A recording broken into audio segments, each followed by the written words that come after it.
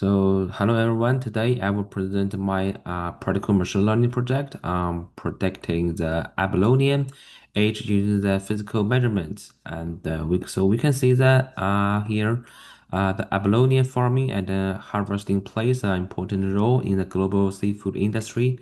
And to determine the age of abalone is essential for evaluating the maturity, ensuring sustainable harvest, and maybe more about the maximizing long-term profitability.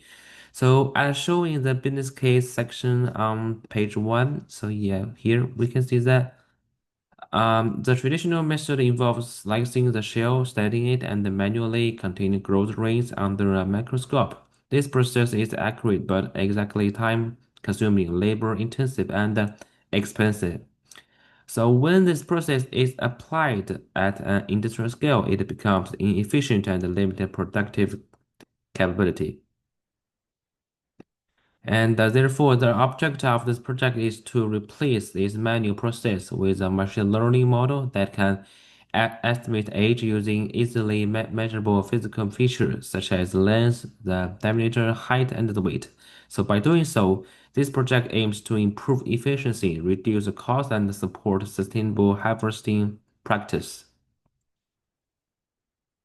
Yeah, and the business problem behind this project is rooted in operational efficiency. Manual aid estimation limits scalability, increase labor dependence, and introduce delays in quality control. Inaccurate age estimation can also lead to permute harvesting, which threats long-term stock sustainability. Additionally, hiring trained techniques can maintain laboratory equipment, increase operational expense. These challenges highlight the need for an automated data-driven solution that can provide constant and scalable predictions. Yeah, so let's go there for the data review here. So yeah, for here, we can see that according to the page, this one, a notebook, the database was first examined for missing values and duplicate observations.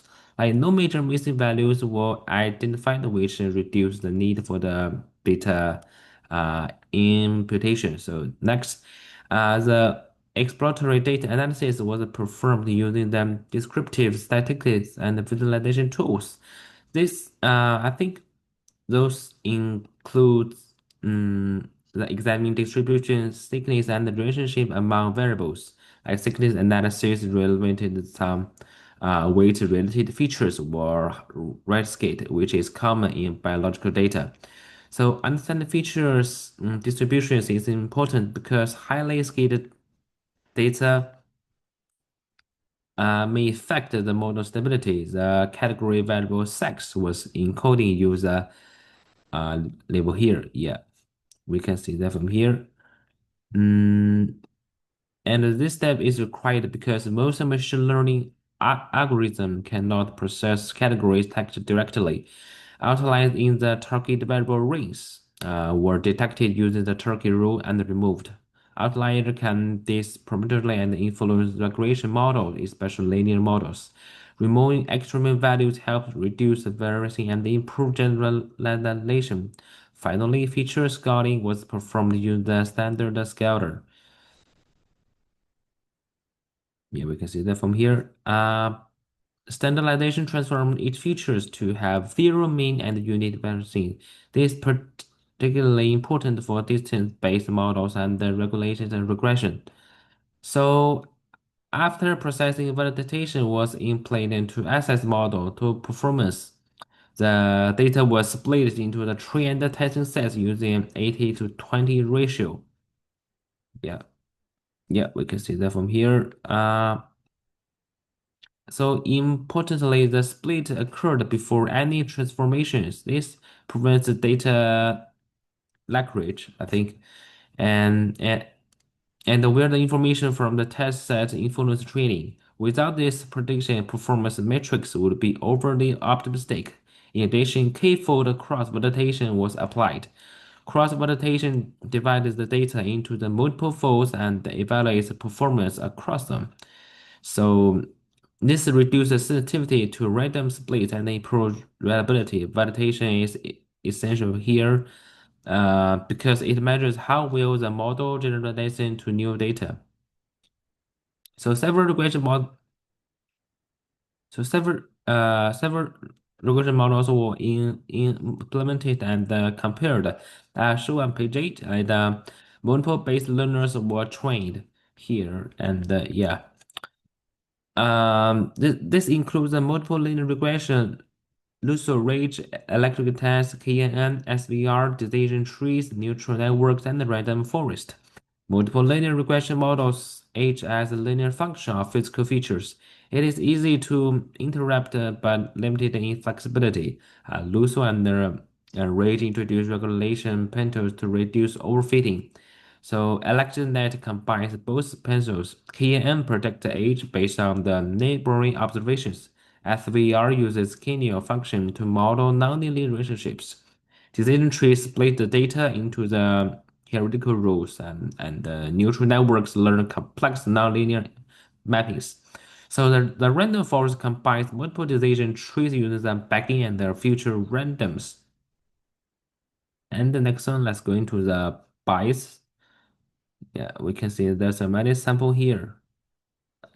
Yeah, but yeah, only for the sample, this project illustrates a bias balance and trade-off clearly. Linear regression exhibits high biases and low variances. It makes a strong assumptions about the linearity and may underfit complex biological growth patterns.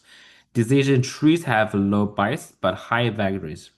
They adapt closely to training data and may overfit the noise. Random forests reduce variances by averaging multiple trees. So this leads to more stable predictions and the better generalization. Therefore, random forest provides an optional balance between bias and variances. Yeah, and for the real-world implementation limitations, so the results demonstrate that the physical attributes are reliable indicator of age. In practice, this enables non-destructive age estimation. This improves harvesting efficiency and regulatory compliance. However, several limitations exist.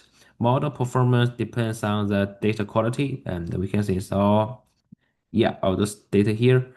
Um, and the environmental difference may affect generalization. Implementation requires a technical investment, and the regulatory acceptance may take time. These factors must be addressed for the full deployment. So, in conclusion, yeah, I think this project applied machine learning to predict Abalone age uses the physical measurements. So after preparing validation, the model computation random forest emerged as the most effective model. And we actually solved the problem. And so I think this approach provides a scalable, accurate alternative to manual age estimation. Overall, it supports sustainability, efficiency, and the long-term profitability. So yeah, that's it. Thank you for listening.